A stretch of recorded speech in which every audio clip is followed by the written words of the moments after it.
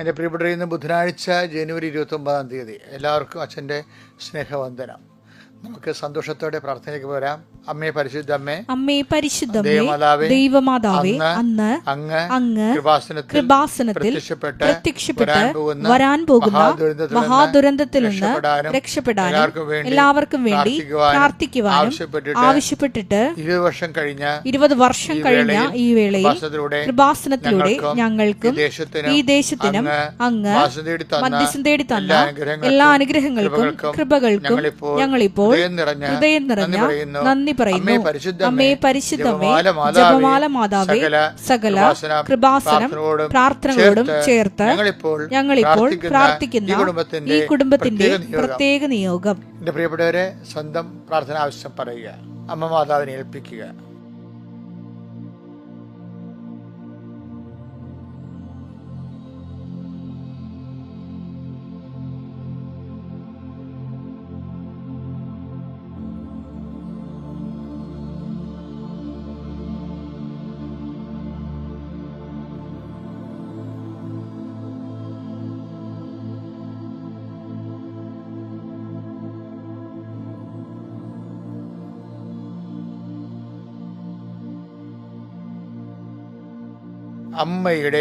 അമ്മയുടെ പ്രത്യക്ഷീകരണത്തിന്റെ ഈ ദ്വാദശക വേളയിൽ ഞങ്ങൾക്ക് സാധിച്ചു തരുവാൻ കനിയണമേ. ആമേൻ. വിശ്വാസ പ്രമാണം. സർവശക്തനായ പിതാവും ആകാശത്തിന്റെയും ഭൂമിയുടെയും സൃഷ്ടാവുമായ ദൈവത്തിൽ ഞാൻ വിശ്വസിക്കുന്നു. അവിടുത്തെ ഏകപുത്രനും ഞങ്ങളുടെ കർത്താവുമായ ഈശോ മിശിഹായിലും ഞാൻ വിശ്വസിക്കുന്നു.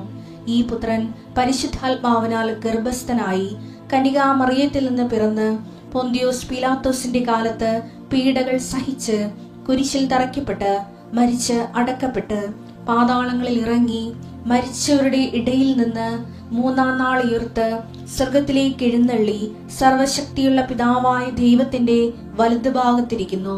അവിടെ നിന്ന് ജീവിക്കുന്നവരെയും മരിച്ചവരെയും വിധിക്കുവാൻ വരുമെന്നും ഞാൻ വിശ്വസിക്കുന്നു. പരിശുദ്ധാത്മാവിലും ഞാൻ വിശ്വസിക്കുന്നു. വിശുദ്ധ കത്തോലിക്കാ സഭയിലും പുണ്യവാന്മാരുടെ ഐക്യത്തിലും പാപങ്ങളുടെ മോചനത്തിലും ശരീരത്തിന്റെ ഉയർപ്പിലും നിത്യമായ ജീവിതത്തിലും ഞാൻ വിശ്വസിക്കുന്നു. ആമേൻ. സ്വർഗ്ഗസ്ഥനായ ഞങ്ങളുടെ പിതാവേ, അങ്ങയുടെ നാമം പൂജിതമാകണമേ. അങ്ങയുടെ രാജ്യം വരണമേ. അങ്ങയുടെ തിരുമനസ് സ്വർഗത്തിലെ പോലെ ഭൂമിയിലും ആകണമേ. അന്നു വേണ്ടുന്ന ആഹാരം ഇന്ന് ഞങ്ങൾക്ക് തരണമേ. ഞങ്ങളോട് തെറ്റ് ചെയ്യുന്നവരോട് ഞങ്ങൾ ക്ഷമിക്കുന്നത് പോലെ ഞങ്ങളുടെ തെറ്റുകൾ ഞങ്ങളോടും ക്ഷമിക്കണമേ. ഞങ്ങളെ പ്രലോഭനത്തിൽ ഉൾപ്പെടുത്തരുതേ, തിന്മയിൽ ഞങ്ങൾ രക്ഷിക്കണമേ. ആമേൻ. നന്മ നിറഞ്ഞ മറിയമേ, സ്വസ്തി. കർത്താവ് അങ്ങയുടെ കൂടെ സ്ത്രീകളിൽ അങ്ങ് അനുഗ്രഹിക്കപ്പെട്ടവളാകുന്നു. അങ്ങയുടെ ഉദരത്തിൻ ഫലമായി ഈശോ അനുഗ്രഹിക്കപ്പെട്ടവനാകുന്നു. പരിശുദ്ധ മറിയമേ, തമ്പുരാന്റെ അമ്മേ, പാപികളായ ഞങ്ങൾക്ക് വേണ്ടി ഇപ്പോഴും ഞങ്ങളുടെ മരണസമയത്തും തമ്പുരാനോട് അപേക്ഷിക്കണമേ. ആമേൻ. അനുദിന അനുഗ്രഹ പ്രാർത്ഥന. കർത്താവേ, നിന്റെ ഉന്നതമായ നാമത്തിന് സ്വസ്ഥം ചെയ്യുന്നു. കർത്താവേ, നിന്റെ വിശുദ്ധ പൗരോഹിത്യത്തെ മഹത്വപ്പെടുത്തണമേ. കർത്താവേ, സഭയിലുള്ള സാന്നിധ്യം പ്രകടമാക്കണമേ. അമ്മേ പരിശുദ്ധമ്മേ, ദേവമാതാവേ, ഈ അനുദിന അനുഗ്രഹ പ്രാർത്ഥനയിൽ പങ്കെടുക്കുന്ന എല്ലാ മക്കളെയും അങ്ങേക്ക് സമർപ്പിച്ച് പ്രാർത്ഥിക്കുന്നു. ദൈവത്തിന്റെ വലിയ കൃപ മക്കളിലേക്ക് ആവശ്യിക്കട്ടെ. പരിശുദ്ധ ദേവമാതാവിന്റെ മധ്യസ്ഥത്തിൽ പ്രാർത്ഥിക്കുന്നു. കൃപാസ്ഥാനത്താറെ ജീവനോടെ പ്രത്യക്ഷപ്പെട്ട പരിശുദ്ധ അമ്മയുടെ മാധ്യസ്ഥ പ്രാർത്ഥിക്കുന്നു. നാളിതുവരെ അമ്മ ആയിരക്കണക്കിന് മക്കൾക്ക് നൽകിയ അനുഗ്രഹത്തിന്റെ അടിസ്ഥാനത്തിൽ പ്രാർത്ഥിക്കുന്നു. എൻ്റെ വിശുദ്ധ പൗരോഹിത്യത്തിൻ്റെ അധികാരത്തിൽ പ്രാർത്ഥിക്കുന്നു. സഭയിലുള്ള കർത്താവിൻ്റെ സാന്നിധ്യത്തിന്റെ അടിസ്ഥാനത്തിൽ പ്രാർത്ഥിക്കുന്നു. നിന്റെ ഹൃദയത്തെ കർത്താവ് ആശീർവദിക്കട്ടെ. നീ ഏത് ഭവനത്തിൽ പ്രവേശിച്ചാലും ആ ഭവനത്തിന് സമാധാനം ആശംസിക്കുന്ന അരുളിച്ചെയ്ത കർത്താവിൻ്റെ വാക്കിൻ്റെ അധികാരത്തിൽ സമാധാനം ആശംസിക്കുന്നു. ഈ സമാധാനം നിന്റെ ജീവിതത്തിൻ്റെ വ്യത്യസ്ത മണ്ഡലങ്ങളിൽ നീ അനുഭവിക്കട്ടെ. കർത്താവെ, രോഗബാധിതർക്ക് വേണ്ടി പ്രാർത്ഥിക്കുന്നു. ശയ്യാവലംബികർക്ക് വേണ്ടി പ്രാർത്ഥിക്കുന്നു.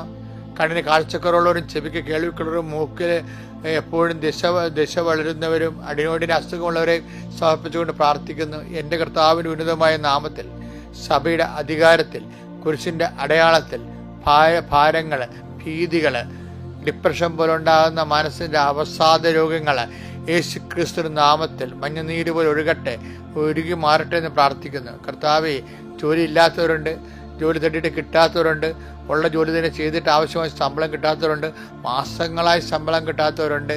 അതൊക്കെയാണ് കർത്താവ് ഞങ്ങളുടെ യഥാർത്ഥ പ്രശ്നങ്ങൾ. അതുകൊണ്ട് കടയിൽ കടങ്ങൾ കൂടുന്നു, കുഞ്ഞുങ്ങളുടെ കാര്യങ്ങൾ തിരക്കാൻ പറ്റണില്ല, കുടുംബം മെയിൻറ്റെയിൻസ് ചെയ്യാൻ പറ്റണില്ല.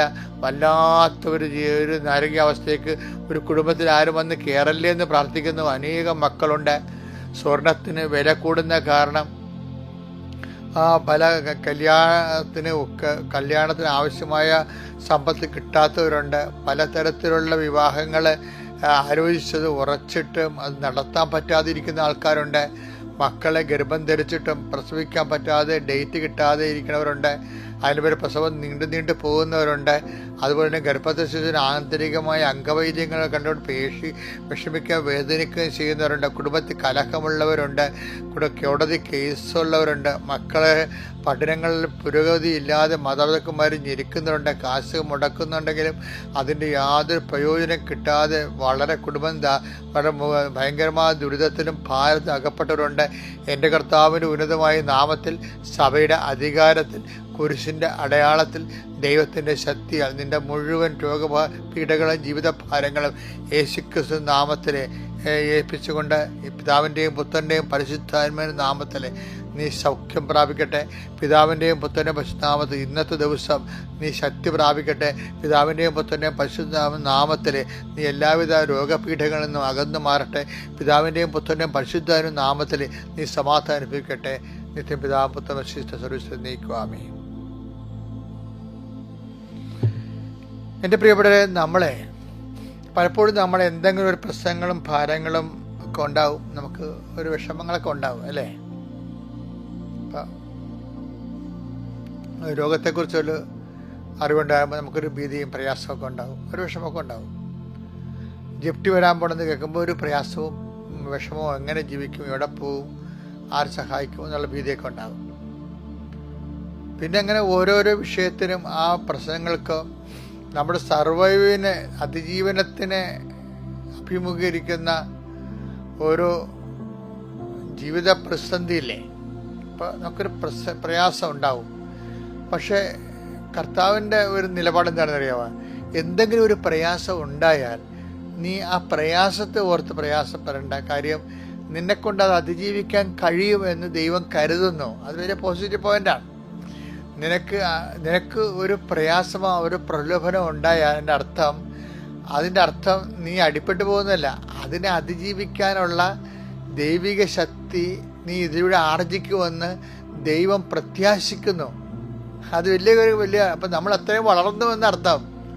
ഇപ്പോൾ ഒരു നിന്നമായിട്ട് എതിർക്കാൻ വന്ന പ്രതിയോഗിയെ നീ മലത്തി അടിക്കുമ്പോൾ നമുക്ക് എന്താ തോന്നുന്നു, ഇത്രയും എനിക്ക് പവർ ആയെന്നാണ് ഓർക്കണത്. അതായത് ഒരു പ്രതിയോഗി ഇപ്പം ഗോലിയാത്തിനെ ദാവീദിൻ്റെ എതിരെ കൊണ്ടുവരുമ്പോൾ ദൈവം എന്താ പറയണത്? ഗോലിയാത്തിനെ മലത്തിയടിക്കാൻ പറ്റിയ പവറിലേക്ക് ദാവീദ് വരാൻ പോകുന്നു. ഗോലിയാത്ത് ദാവീദിൻ്റെ ശക്തിയുടെ സാധ്യതയാണ്. അതുകൊണ്ട് തന്നെ ഒരു പ്രശ്നം ഉണ്ടാകുമ്പോൾ ഞാൻ ഇത്രയും വളർന്ന് എന്ന് എൻ്റെ ദൈവം കരുതുന്നില്ല എന്ന് പറയുമ്പോൾ സന്തോഷം തോന്നണം. അതിന് പറ്റുന്നൊരു വചനമാണ് 1 കൊരിന്ത്യർ 10:13. മനുഷ്യ സാധാരണമല്ലാത്ത ഒരു പ്രലോഭനവും നിങ്ങൾക്ക് നേരിട്ടിട്ടില്ല. ദൈവം വിശ്വസ്തനാണ്. നിങ്ങളുടെ ശക്തിക്ക് അതീതമായ പ്രലോഭനങ്ങൾ ഉണ്ടാകാൻ അവിടുന്ന് അനുവദിക്കുകയില്ല. ഇതാണ് ഞാൻ പറഞ്ഞത്, അവിടുന്ന് അനുവദിക്കുകയില്ല. പ്രലോഭനങ്ങൾ ഉണ്ടാകുമ്പോൾ അവയെ അതിജീവിക്കാൻ വേണ്ട ശക്തി അവിടുന്ന് നിങ്ങൾക്ക് നൽകും. അതാണ് ദാവീദ് പറഞ്ഞത്. ഗോലിയാത്ത് എന്താ പറഞ്ഞത്? നീ എന്താണ് പട്ടിയെ തല്ലാൻ പോകുന്ന പോലെ ഒരു വടിയുമായിട്ടാണ് വരണത്. അപ്പം അത് ദാവീദ് തിരിച്ചടിക്കണത് എന്താണ്? നീ നിന്റെ കുന്തങ്ങളിലും അതുപോലെ തന്നെ പരിചകളിലും ആശ്രയിക്കണത്, ഞാൻ എൻ്റെ ദൈവമായ കർത്താവിലാണ് ആശ്രയിക്കണമെന്ന് പറയും. അപ്പോൾ ഗോലിയാത്തിനെ മുമ്പിലെ വരുമ്പോൾ ദാവീദിന് അവനെ നേരിടാനുള്ള ശക്തിയും ദൈവം കൊടുക്കുകയാണ്. അപ്പോൾ ഒരു പ്രശ്നമോ പ്രലോഭനമോ സാമ്പത്തികമായ ശാരീരികമായ ഒക്കെ വരുമ്പോൾ ഓർക്കണം, ഇതിനെ അതിജീവിക്കാനുള്ള ശക്തി കർത്താവ് എനിക്ക് തരാൻ വേണ്ടിയാണ് ഇപ്പം ഇത് വന്നിരിക്കണത്. അപ്പം മനസ്സിലായില്ലേ? അപ്പം അത് വന്നത് നന്നായി, ഭാരം വന്നത് നന്നായി, രോഗം വന്നത് നന്നായി. അതിനെ അതിജീവിക്കാനുള്ള ശക്തി തരാൻ വേണ്ടി അതിനെ ആദ്യം വരുത്തിയതാണ്. അപ്പോൾ ഇപ്പോൾ പേപ്പട്ടി കടിക്കുമ്പോഴെന്താ ചെയ്യണത്? പേപ്പട്ടിയുടെ തന്നെ ജെയിംസ് എടുത്തിട്ടാണ് കുത്തുവെക്കണത്. പക്ഷേ നേരത്തെ ഉണ്ടായിരുന്ന പേപ്പട്ടിയുടെ ജെയിംസിന് ഈ കുത്തുവെച്ചിരിക്കുന്ന പ്രതിരോധ ജെയിംസ് അതിനെ കീഴടക്കി കളയും. അപ്പോൾ കൃപയുടെ പ്രതിരോധ ശക്തി വർദ്ധിപ്പിക്കാൻ വേണ്ടിയാണ് പ്രലോഭനങ്ങൾ ഉള്ളത്. എന്തൊരു മനോഹരമായ ദൈവാനുഭവമാണ് സുവിശേഷം കാഴ്ചവെക്കുന്നത്. അതുകൊണ്ട് വിശ്വാസി, നീ ഒരു കാരണവശാലും പതറരുത്. ഗോലിയാത്തിനെ കാണുമ്പോൾ ഓർക്കുക, അവനെ കീഴടക്കാനുള്ള ശക്തി ദാവീദ് നൽകി കഴിഞ്ഞുവെന്ന്. അപ്പം നീ ഒരു ദാവീദാണെങ്കിൽ, നിനക്കെതിരെ വന്ന പ്രശ്നം ഗോലിയാത്താണെങ്കിൽ അതിനെ കീഴടക്കാനുള്ള ശക്തി കർത്താവ് തരുന്നതിൻ്റെ സൂചനയാണ് ഈ ഗോലിയാത്തിൻ്റെ ഉദയം. അപ്പോൾ പ്രശ്നങ്ങളിൽ പ്രതിരോധിക്കാനുള്ള ശക്തി ആർജിക്കാൻ പോകുന്നു എന്നുള്ള സുബോധർക്കമായ സുവിശേഷമാണ് ഇന്നത്തെ കൈമാറ്റം.